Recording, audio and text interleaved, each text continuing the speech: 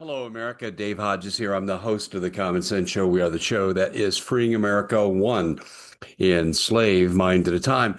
Not only am I renewing my call for term limits, I've got something else I'm going to bring to the forefront.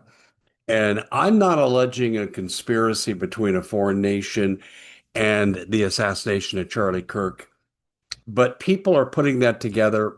I am undecided as to the validity of these conclusions, but I'm going to come to a position of statement. And I think that we need to make this a rallying cry outside the Charlie Kirk controversy. This Charlie Kirk controversy is not going to go away. I wanted this to be what it was, open and shut case. I want it to be just what it is so we could take Charlie's legacy, build upon the really good things that he did. People are going to let that happen. And in the midst of this controversy has come a need for us to make a huge adjustment. I'm going to talk about that right here on the show. We are brought to you by Body Align. And I'm going to tell you right now, people, frequency intervention is at the heart of all medical advances right now, both alternative and mainstream medicine. Frequency intervention. Well, these products that come from Body Align are all frequency based. I use two of the four major products right now. The Energy Band, don't wear it to bed. It's all natural, can't hurt you, but it'll keep you awake. And also, too, the EMF defense, the blockage of dangerous EMF coming out of your cell phone. I need my cell phone, but I don't need the side effects that come with it. Just ask John McCain and Ted Kennedy. I don't need that. So I've employed that. They also have a sleep patch and a pain patch. Knock on wood. I'm lucky, I'm blessed. I don't need those products, but if I did, this is exactly where I'd go. And you should too. They have a great discount at checkout, 30-day money back guarantee. Go to Body Align, ALIGN, bodyalign.com/Dave Hodges. That's bodyalign.com/Dave Hodges. A lot's being made about the alleged involvement of Israeli friendly forces or Israel itself in the killing of Charlie Kirk. I'm not taking a position. I don't know. And I've looked carefully at some of the things that have been alleged, and anomalies and strained relationships don't necessarily follow to the ultimate conclusion some people are putting on it. I would require much more proof. But I'm going to say this, and I want to say this quite clearly. We have no business having people in our government, particularly in elected congressional positions, who have dual citizenship.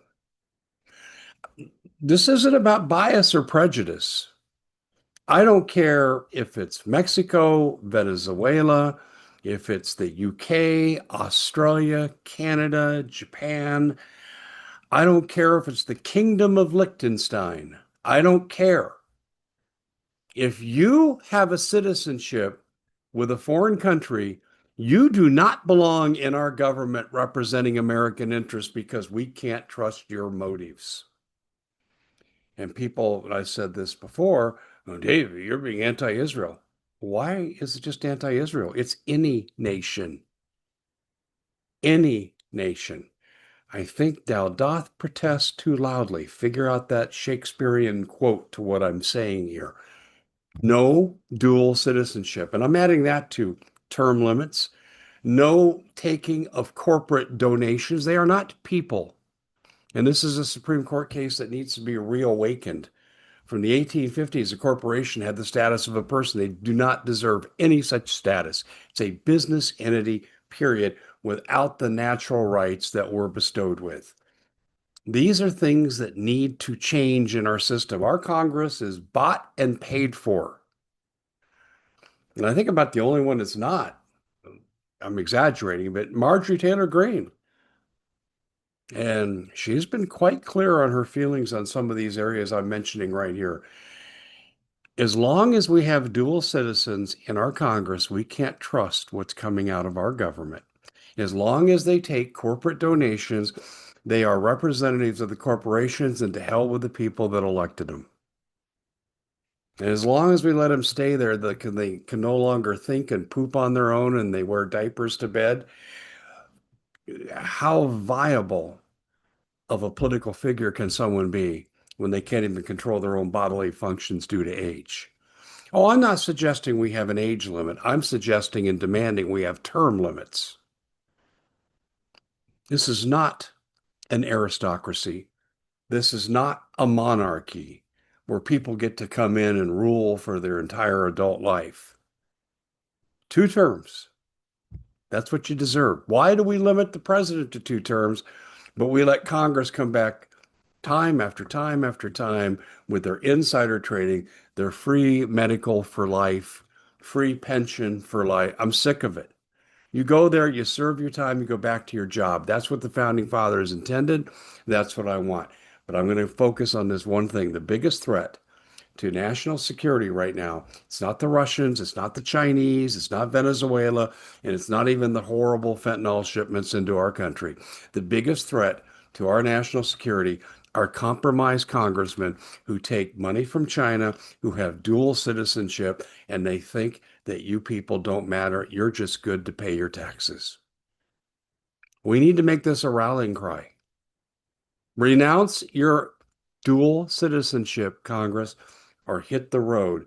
And we need to come for these people politically and get them unelected. We need to expose them on all social media platforms, in regular media platforms.